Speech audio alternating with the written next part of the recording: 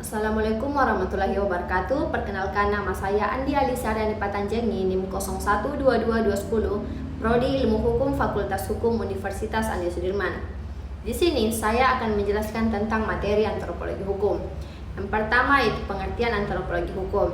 Antropologi berasal dari bahasa Yunani yaitu anthropos yang artinya manusia dan logos yang artinya ilmu. Jadi antropologi itu ilmu yang mengkaji manusia sebagai makhluk biologis dan makhluk sosial. Jadi, pengertian antropologi hukum secara keseluruhan yaitu antropologi budaya yang secara khusus mengamati perilaku masyarakat menurut aturan hukum normatif, tapi mencakup hukum adat budaya dan perilaku masyarakat. Selanjutnya yaitu ruang lingkup antropologi hukum. Yang pertama yaitu menurut E.A. Hobel, ruang lingkup antropologi hukum yaitu menetralkan kekuasaan dalam masyarakat untuk menjaga ketertiban. Yang kedua yaitu penyelesaian sengketa untuk mengembalikan keadaan semula. Dan yang ketiga yaitu sebagai alat kontrol sosial. Ruang lingkup antropologi hukum yaitu suatu spesialisasi dari antropologi budaya, antropologi sosial, dan kebudayaan hukum yang menyangkut aspek hukum. Adapun objek kajian ruang lingkupnya, yaitu yang pertama manusia dengan kebudayaannya, dan yang kedua yaitu manusia dengan hukum dan tatanan kehidupannya. Selanjutnya yaitu perbedaan sosiologi hukum dan antropologi hukum. Sosiologi hukum itu mengkaji masyarakat modern, sedangkan antropologi hukum mengkaji masyarakat tradisional. Adapun objek antropologi hukum yaitu masyarakat pedesaan, yang dimana cara berpikir dan perilaku masyarakat sangat tradisional. Selanjutnya yaitu objek sosiologi hukum, itu yang bersifat heterogen dan kompleks, yang dimana cara berpikirnya serba konseptual, individualisme, dan liberalisme. Selanjutnya yaitu perbedaan hukum adat dan antropologi hukum. Hukum adat itu mempelajari berbagai sistem hukum masyarakat tradisional yang diabstraksikan dari keputusan hakim adat. Antropologi hukum itu mempelajari sistem hukum adat Nusantara, tetapi juga mempelajari berbagai sistem di benua Afrika, Asia, Amerika Utara, dan Selatan. Jadi, cakupan hukum adat itu lebih sempit daripada antropologi hukum. Selanjutnya yaitu hubungan antropologi hukum dan ilmu lainnya. Yang pertama yaitu hubungan antropologi hukum dan hukum adat. Kedua ilmu ini hampir sama, yang berbeda hanyalah objek permasalahannya.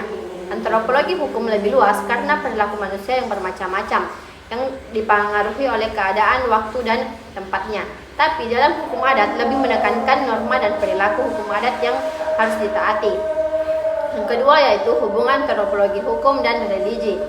Religi atau keagamaan itu adanya hubungan manusia dengan kekuasaan yang di luar kuasa manusia. Lalu wujud kepercayaan manusia juga berbeda-beda, mulai dari pemujaan, penghormatan, dan upacara agama serta lain-lainnya.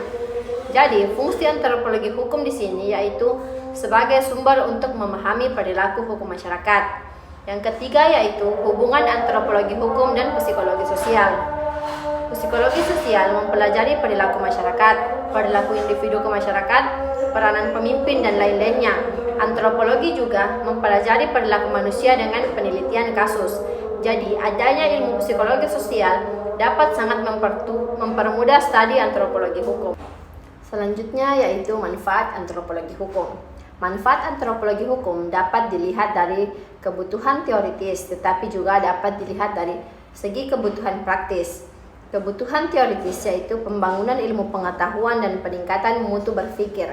Sedangkan kebutuhan praktis yaitu dalam rangka pembangunan hukum, pembentukan peraturan, penegakan dan penerapan hukum, serta keadilan bagi hukum masyarakat. Selanjutnya yaitu tipe budaya hukum.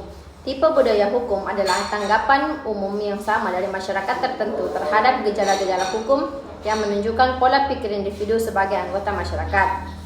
Budaya hukum juga merupakan tanggapan penerimaan atau penolakan terhadap suatu peristiwa hukum.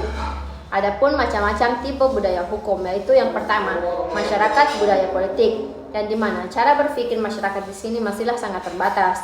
Yang kedua, yaitu masyarakat budaya subjek, di mana cara berpikir masyarakat di sini sudah sedikit berkembang. Dan yang terakhir yaitu masyarakat budaya partisipan, di mana cara berpikir masyarakat di sini sangatlah berbeda-beda. Namun, sebagian masih berbudaya politik, yaitu cara berpikirnya masih terbatas.